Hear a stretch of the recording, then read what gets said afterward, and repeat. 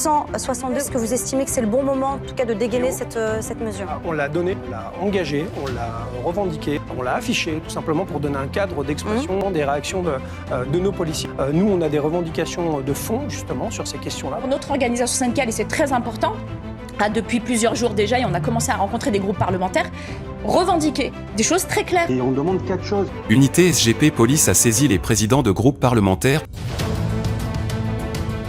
On demande tout simplement qu'il y ait un statut du policier. Un statut spécifique du policier mis en examen. On ne peut pas considérer un policier dans le bureau du magistrat de la même manière qu'on traite un criminel. Un réel déséquilibre entre les responsabilités qui pèsent sur les policiers et leur traitement lorsque leur action est remise en cause. Rien ne justifie leur placement en détention, tout doit être mis en œuvre pour les maintenir en activité.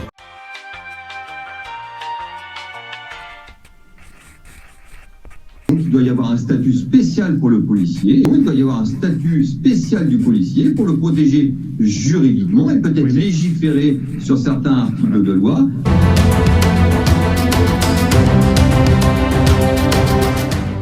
On veut des parquets spécialisés pour les policiers, avec des juges d'instruction et des procureurs qui soient vraiment à même à comprendre le métier du policier. Des magistrats spécialisés, on le crie aussi.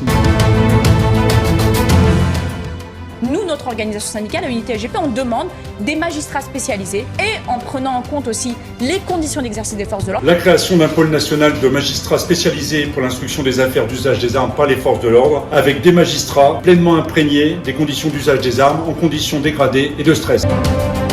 L'anonymisation du fonctionnaire de police n'est plus nécessaire, elle est tout simplement vitale. Elle doit être complète et dès le début de carrière.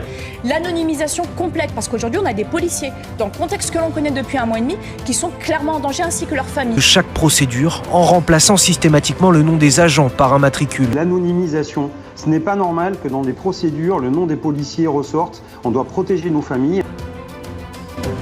Une protection fonctionnelle. On demande aussi une protection fonctionnelle. Un agent qui requiert la protection fonctionnelle, qui soit victime ou mise en cause. Il doit y avoir une protection juridique du policier. Je ne suis pas contre la justice, je l'ai prouvé dans maintes prises de position, souvent à contre-courant d'ailleurs de tous les autres syndicats de police. C'est vrai qu'il y a certaines organisations syndicales qui sont très inféodées aux politiques et qui ne piperont jamais un mot lorsque le pouvoir tiendra des propos comme ceux qui ont été tenus. Je constate que c'est des fois plus facile de faire un communiqué de presse en disant qu'il faut combattre les nuisibles et une fois qu'il y a le feu, de dire en fait non, on laisse faire les choses.